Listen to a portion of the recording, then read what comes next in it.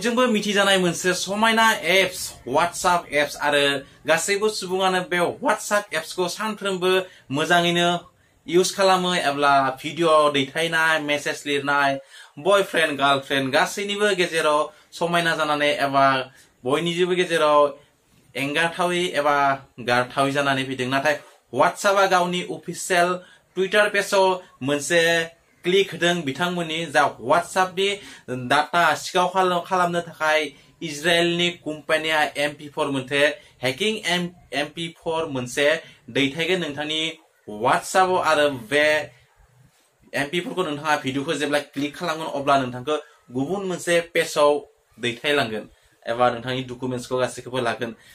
बेनि सायाव सावरायगोन जोङो नोंथांमोना भिडिअखौ मिथिनो थाखाय जोबजासिम नेबानो जाबाय। लोगोसे जुदि भिडिअखौ मोजां मोनबा लाइक खालाम शेयार खालाम आरो गोदाननिफ्राय चेनेलखौ साबस्क्राइब खालामनानै होबानो जाबाय। अब्ला लेट्स सी एन्ड स्टार्ट।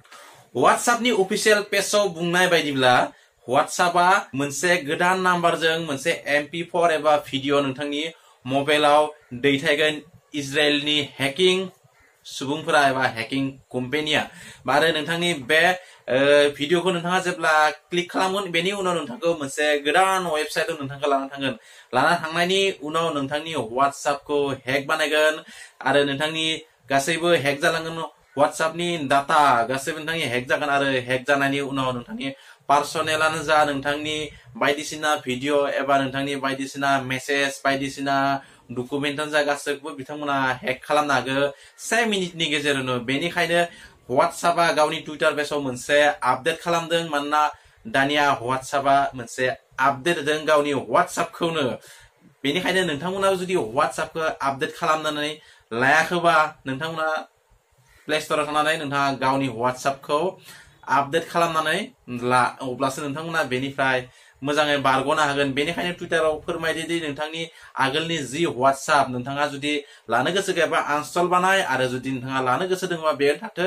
लोगोसे नोंथाङा WhatsAppखौ आपडेट खालामनानै लाबानो जाबाय। मानोना सेफटिया अरायबो सिगां। बेनिखायनो नोंथाङा गावनि WhatsAppखौ बिथांमोननिफ्राय हेकिंनिफ्राय बारग'नो थाखाय नोंथाङा WhatsAppखौ आपडेट खालामना लाबानो जाबाय। लोगोसे बे जि हेकिं कम्पानिया नोंथांनो मेसेज एबा भिडिअ दैथायगोन बे भिडिअनि एबा बे हेकिं सिस्टेमनि मुङानो जाबाय स्टप बाफार अभारफ्ल'। आरो बेनि गेजेरजों बे स्टप बाफार अभारफ्ल'नि गेजेरजों नोंथांखौ भिडिअ दैथायनानै बायदिसिना रोखोमै नोंथांखौ हेकिं बानायनो हागौ। बेनिखायनो नोंथाङा जुदि WhatsAppखौ दाबो आपडेट खालामना लाबानो जाबाय। लोगोसे बेयाव मोनसे सिस्टेम होदो। नोंथाङा जुदि नोंथांनि मबाइलनि उनथिं फिंगारप्रिन्टनि सिस्टेम दङब्ला नोंथाङा बेयाव फिंगारप्रिन्ट लकबो बानायनो हागोन।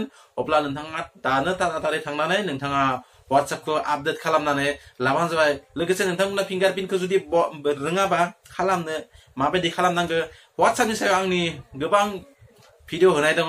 चेनेलाव नोंथाङा नायबानो जाबाय। गोबां रोखोमनि भिडिअ फिंगारप्रिन्टनि सायावबो भिडिअ खालामनाय दङ। नोंथाङा थांनानै नायबानो जाबाय।